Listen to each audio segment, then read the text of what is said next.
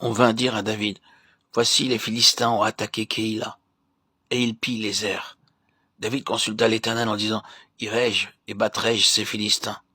Et l'Éternel lui répondit, « Vas-tu, battras les Philistins, tu délivreras Keïla. » Mais les gens de David lui dirent, « Voici, nous ne sommes pas sans crainte ici même en Juda. Que sera-ce si nous allons à Keïla contre les troupes des Philistins ?» David consulta encore l'Éternel. Et l'Éternel lui répondit, « Lève-toi, descends à Keïla, car je livre les Philistins entre tes mains. » David alla donc avec ses gens à Keïla, et il se battit contre les Philistins.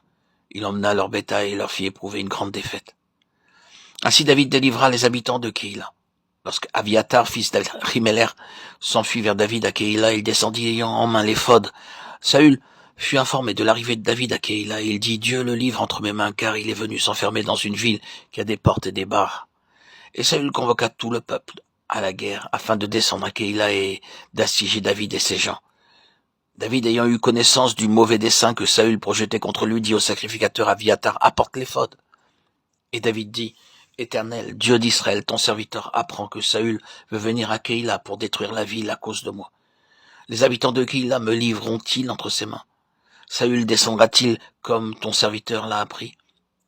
Éternel, Dieu d'Israël, daigne le révéler à ton serviteur. » Et l'Éternel répondit, « Il descendra. » David dit encore, « Les habitants de Keïla me livreront-ils, moi et mes gens, entre les mains de Saül? » Et l'Éternel répondit, « Ils te livreront. » 1 Samuel 23, 1, 12.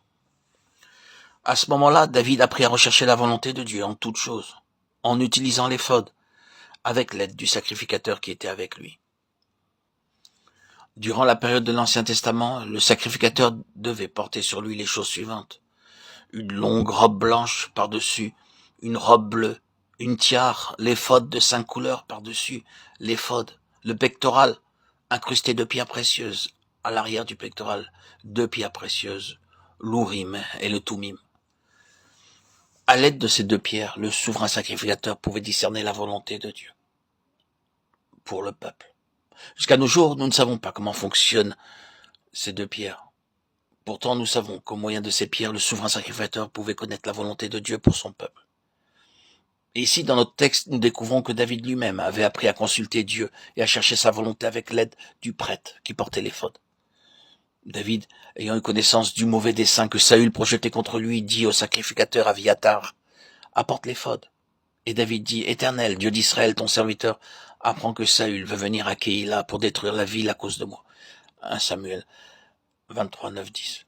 Ainsi, nous constatons qu'au travers des circonstances difficiles et douloureuses, David fut enseigné de Dieu, apprenant progressivement à connaître et à découvrir la volonté de Dieu en toutes choses. Mais avant cela, il fallut évidemment que Dieu le délivrât de tout ce qui restait en lui de moyens charnels pour agir et se diriger. Désormais, il dépend entièrement de la volonté de Dieu. Ce n'est qu'alors que Dieu lui confie cet écrit, sur lequel figure le plan détaillé de la construction du temple. Le simple fait de se séparer des dénominations existantes et de se réunir à part ne peut suffire à satisfaire Dieu. C'est par le moyen de la révélation de Dieu qu'il nous faut acquérir la connaissance pas à pas de la volonté de Dieu et de son plan parfait. C'est alors que nous pourrons exécuter toutes choses en parfaite harmonie et conformité avec le plan de Dieu pour notre vie personnelle, pour notre ministère, pour le culte et pour toutes les activités. Ainsi David dut apprendre comment on entre dans le plan de Dieu et comment on s'y conforme, jusque dans les plus petits détails de la vie quotidienne. Cela présuppose une obéissance de tout cœur à la volonté de Dieu et à sa parole.